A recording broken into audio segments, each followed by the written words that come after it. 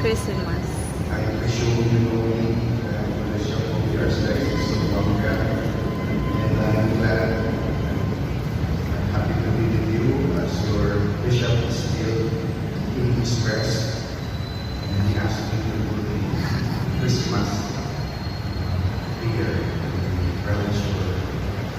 to our Vicar General, Father Gonzalez, to the church, the clergy, Mass of the Holy to Trinity. the Roman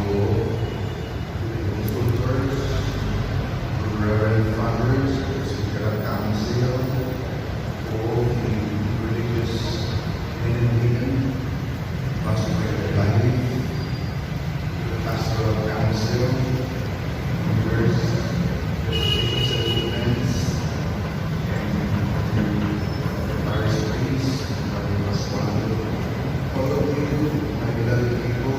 here in the great world of Salem season, we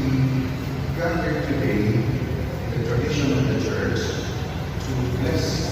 the oils, especially the Christmas, that brings the greater significance of the priest and the express this oil in the church. However,